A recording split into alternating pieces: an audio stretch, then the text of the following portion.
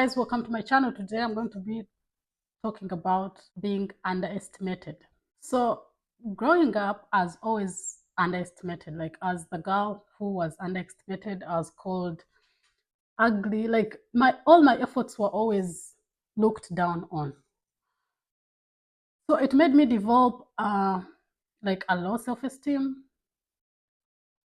which has taken me years like to deal with. But this is the good thing about being underestimated. As well as the girl, the girl who cannot be, those flower girls. I could never be that because I was called ugly. Even like at home, like my aunties, my relatives for sure. Even at school, my friends, my relatives.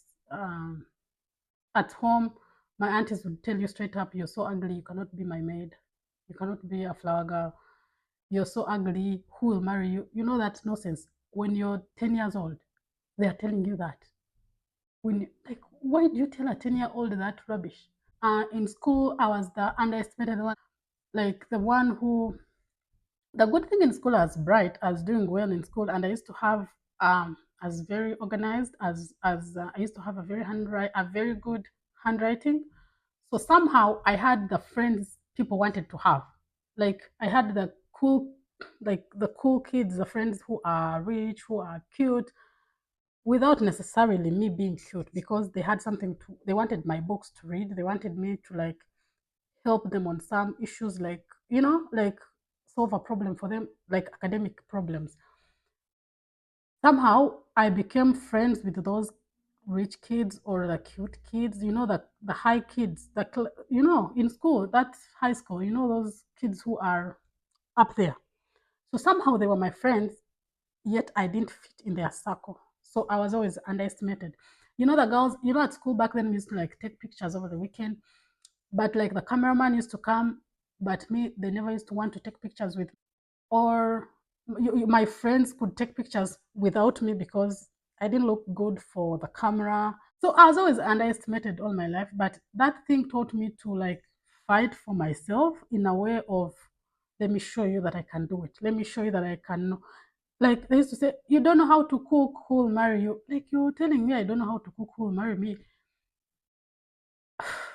I'm 13, you're telling me marriage. What are you talking about? So, but not even that I didn't know how to cook. I knew how to cook. I just didn't want to cook for them. Like at home, we used to cook our food ourselves from age 10, from like age 8. I used to make a family dinner until I left home for high school. And then at school, like I told you, no one wanted to take pictures with me. They wanted to read my books. They wanted to read my notes. They wanted me to help them with some problems academically. I'm the girl who used to raise my hand in class and everyone laughs, even before I speak, because like my voice was a laughing stock. So I've always been underestimated, and that thing like killed my esteem. But it stuck with me. Like I've always been underestimated. I used to be one of the best in class, but even then, like my cousins and aunties would say it in my face, "You're ugly. You're ugly." And not once, not twice, like almost every day. "I'm ugly, so I can't do this. I'm ugly, so no one wants to sit with me. I'm ugly." So like for my cousins, it was like a song. But if you look at them, they were also not any much different from me. But I don't know why they took pride in making me feel bad about myself. And as a child, sometimes if you don't discipline your children, if you don't tell them how to talk to people, they will think bullying others is fine. So that's why you should talk to your children, not to like call people names, uh, like look down on other children, even if your children are above them, even if they are like a higher class than those other kids. So this is what I'm talking about, being underestimated. When you're underestimated, you get more time to work upon yourself. When you're underestimated, you get time to work upon yourself because no one is seeing you, no one is giving you attention. So you get time to work upon yourself, to work on your craft so that you are better and you get better results. And before they know it, you are, boom, you have better results than them, and they're wondering, how did she do it? This is what happened to me. Yeah. So if you're there and you're underestimated, just focus on what you're doing. Keep improving your craft. It may not be good now. Maybe it's good, but they still tell you it's not good. Just keep working. The time will come and your efforts and your results, your hard work will pay for it, and you'll be happy, and they will be like, "Oh my God, How did she do it? So keep pushing on. That is my message for you. Something else I need to tell you about being underestimated. The debate doesn't matter. The debate of whether you're good or bad, the debate of whether you're ugly or beautiful, the debate of whether you're rich or poor, the debate of whether you have a nice voice or not, whether you have a nice accent, whether you're ugly or beautiful, it doesn't matter. What matters is the result. And one of them is going to be true. You're either going to be like they said or not. So if you focus on yourself, work on yourself, if you have something to do, put your heart to it and do it, and they will be like, oh my god, that is the girl who used to do this, that is the girl who used to do this. So one of my cousins, like for example, one of my cousins, there's a time she told me, like, I was seated in their car, in her father's car, we were going like to the village, and like we were like squished, like so squished. So we were seated like behind three people, three kids, and with a lot of stuff. So I don't like, I was on the edge of the door. She told me, I told her, oh, can you please push a little bit? I'm being like pushed to the door. I'm hurting myself. She's like, does your father know how they stand when they are buying a car? Go tell that to your father. That's what she told me. I've never forgotten that I worked so hard. I made sure I buy myself a car. And I bought myself a car at a very young age. She has never bought herself a car, even today. Never.